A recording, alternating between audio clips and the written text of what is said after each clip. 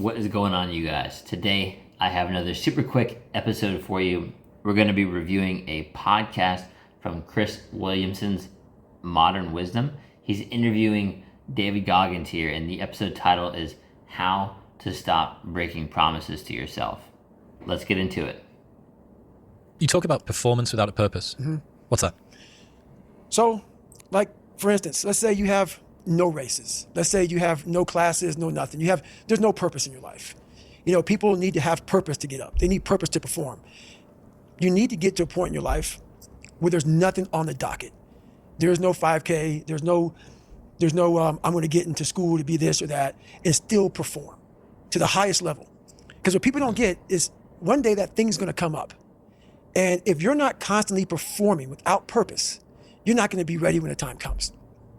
It's this magical thing, purpose, that we're all looking for. But what's funny about it all is that we need these things to perform. But we don't take a second to realize the purpose is always there. The purpose never leaves us because the very purpose is you. You are always the purpose. There may be another purpose, like being a SEAL or going to college or whatever, but the main purpose in life is you. So if you wake up in the morning and you don't want to do something, you don't care enough about yourself. And that's what you need. All right.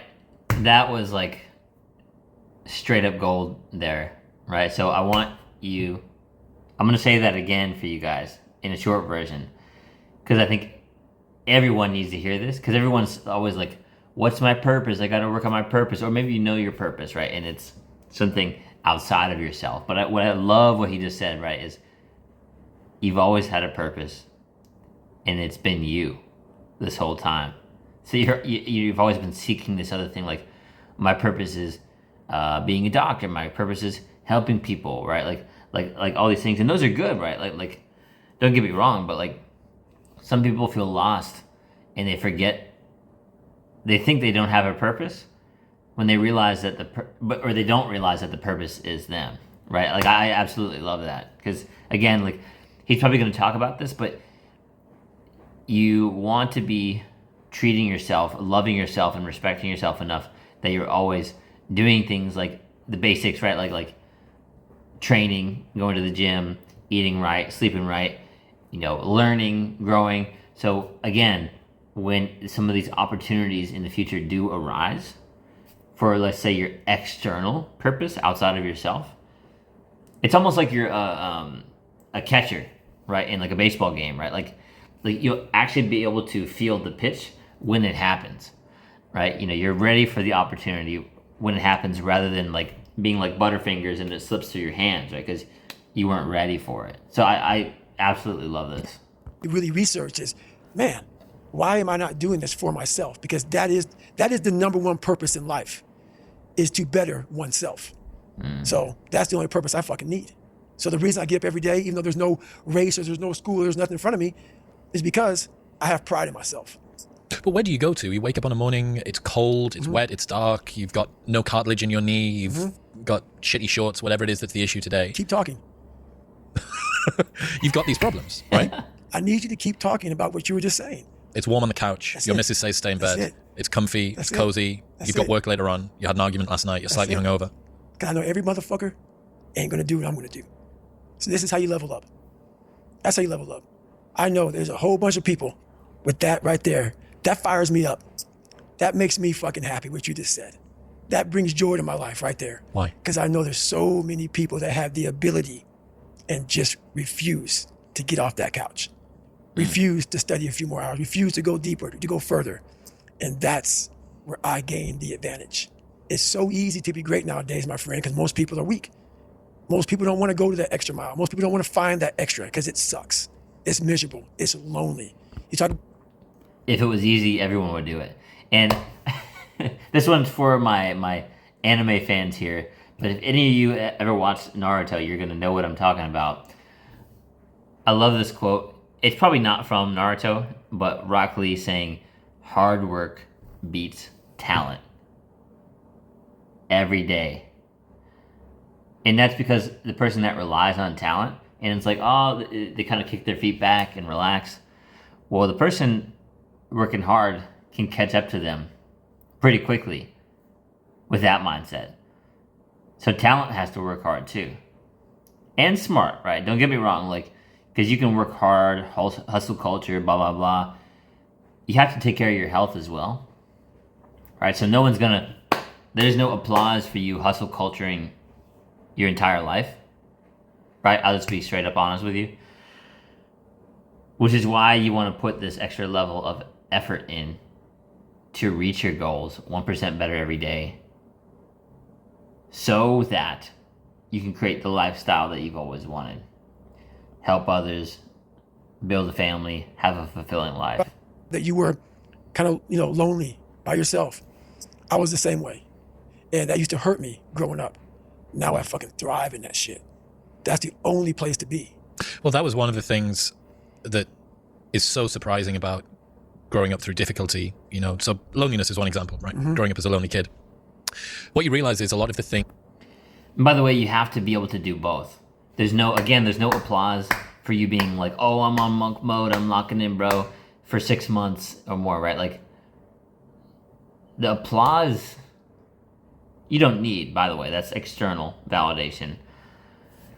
You should be validating yourself, being able to affirm yourself, because you're able to do both. And what I mean by that is go through bouts of loneliness, putting your head down and doing the work, and also being able to incorporate fulfilling friendships, relationships with your family, dating into your life, right? Because I think a mistake a lot of people make is going too far down the isolation route. And we're social creatures, so basically you're depriving yourself at that point, and you're actually not succeeding as much as you could have if you had a healthy social life. Just remember that.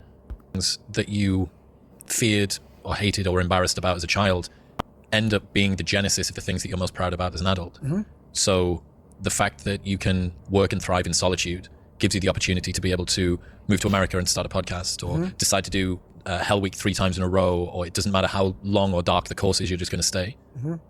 The fact that you were forced to be vigilant and to assess people, to work out what's going on when you became an adult, allows you to detect the vibe and the energy of whoever it is that you're speaking with, and know that this person's someone that I want to hang with and this person's somebody that I don't. Right. All of the things. In fact, I would go as far as to say there's not one thing in my life that I see as a pure advantage that doesn't have a dark side to it, that came about at some other point as well. Right. So one of the reasons that I spent so much time as a kid in my bedroom listening to audio tapes, because I didn't have anyone to play with, right? Only child, a little bit sort of unpopular. Right. So I'd be in my bedroom listening to audio tapes, and we go to the library every 2 weeks, and we take the tapes back and we get new tapes, and I bring them and listen to them again. Right. But you roll the clock forward 20 years, and what's the 2023 version of an audio tape? It's a podcast. It's a podcast. That's right. A lot of the things that you love and value in yourself in adulthood are the light side of something that you were ashamed, fearful, disgusted by when you were younger. Yeah. I mean, I think that comes from overcoming. A lot of people, wonder, how did you become this? How did you become so vulnerable? How are you doing a podcast now when you were this kid? You overcame things. You fought them. And now this is what happens. This is on the other side of overcoming. You become very, very powerful when you overcome yourself. All those things you once cowered from, you were afraid of, when you face them eye to eye every day, you now become a person who has a great podcast. I don't know if they're going to say it, but I got to say this too. Because there's like the version that they're saying, right? Like the thing that you thought was like dark, younger, maybe evolving into a positive when you're older, right? Like the listening to the audiobooks, the podcast, consistent learning and growing. Now the flip side of that is you don't want to be the person, I know they both believe this, but you don't want to be the person who's always just listening to podcasts, watching another YouTube video, another Instagram reel, another TikTok, taking another course online, right? Like, because experience is the greatest teacher, right? So you can basically shelter yourself from failure and rejection by continuing to do another podcast. And don't get me wrong, like I love podcasts, and especially if you're into like self-development, learning, becoming your best self, like that's one of the best things you can do, right? Not like some trashy like gossip or Kim Kardashian style stuff. So So you have an edge on people who aren't listening to like educational, like self-development podcasts for sure. Now the next step would be for you to break that cycle and start applying what you're learning in real life. Again, experience is the greatest teacher. So conceptually you're going to get things, but once you start applying it, you're really going to learn it. You're going to get the movements down. You're going to get it. Let's say that there's someone listening who resonates with what you're talking about. You know, they've been through trauma, they've been through hard times, but they keep breaking promises to themselves and they're struggling to get off the couch and they're having a pity party. How can they stop feeling sorry for themselves? That's a difficult one because you have to want it. You have to want to be better. And it starts off with you have to have pride in yourself. You have to have pride in yourself. You have to have, there's something about you, whether it's your last name, whether it's just the smallest thing. You have to be proud of yourself. And if you have no pride of yourself, I can't give it to you. Because you're always going to compromise. You're always going to fold. Always. I'm very proud of myself. That's why when people said, you know way you can do better than Can't Hurt Me. Roger that. We'll fucking see. It's that pride that wakes you up. Now I'm not talking about bad pride. I'm the attention to detail for the human being I want to do. I call this thing, like, I want to be the standard.